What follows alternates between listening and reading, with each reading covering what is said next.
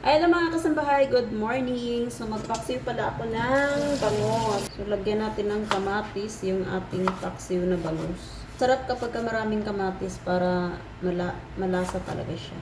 Tapos yung aking tenga ngayon guys, napakasakit na naman. Habang nagsasalita ako yung tenga ko umuugong. Ang tagal pa man din ang balik ko sa October 1 pa. Tapos ito na naman.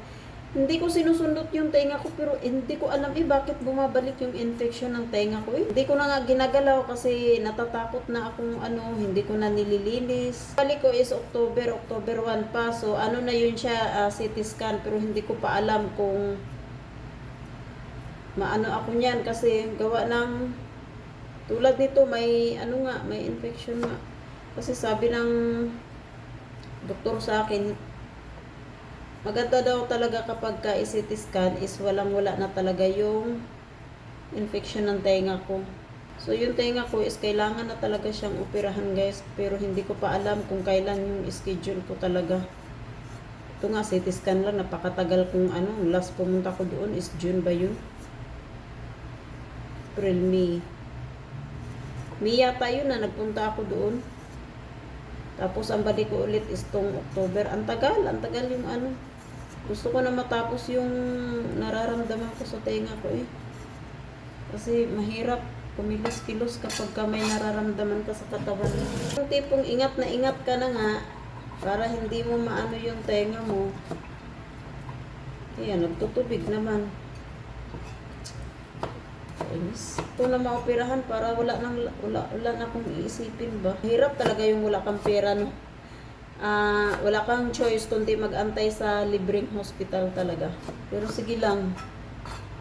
Pero sana hindi na to tong tenga ko sa October kasi October 1 yung balik ko para clear na siya lahat para mabigyan na ako agad-agad ng schedule. Ko sa tenga ko is hindi na tumatalab yung pampatakba.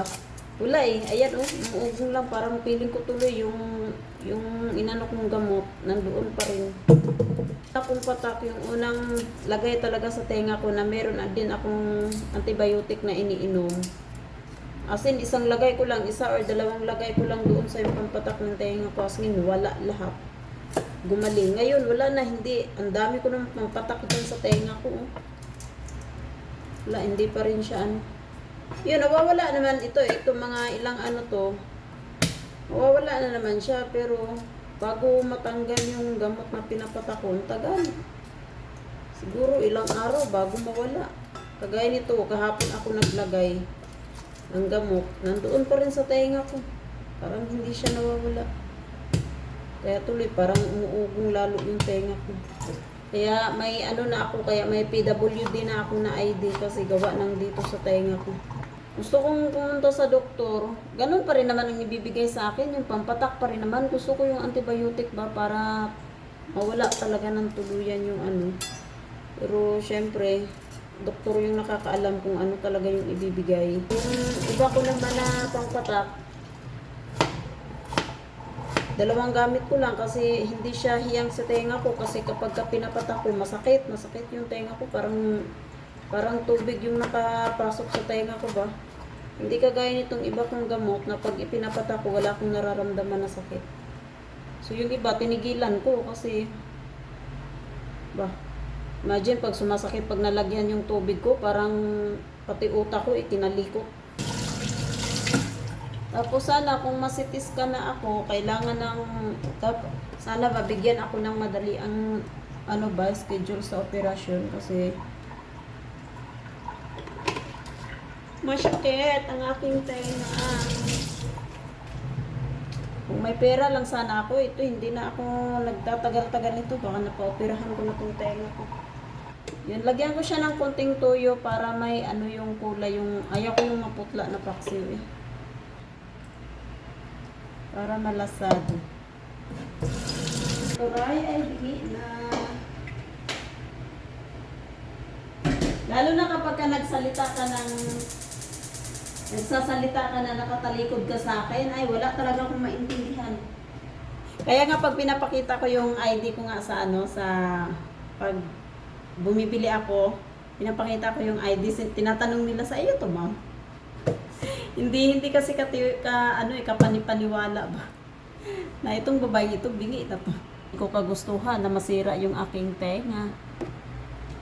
Sa katangahan ko lang talaga, linis ng linis. Ayan, nangyari. Nabutas yung air drum. Na akala mo naman, may sisilip sa tenga mo kasi kung linisan, wagas. Yung nangyari ngayon, nagtiis ka ng ilang taon.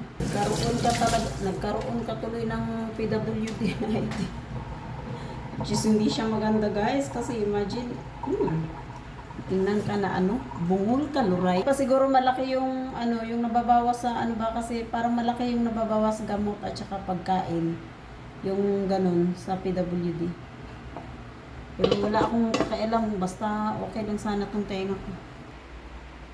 Kain po. Luto na yung aking paksiw.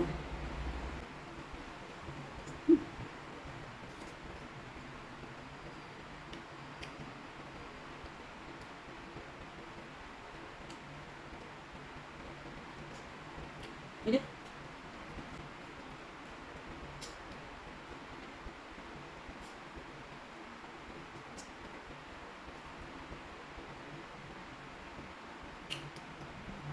So pagkatapos ko kumain, pupunta na ako sa boarding house. Tapos daan ako sa ABC, tatanong ko kung magkano yung padala. So sana mura lang.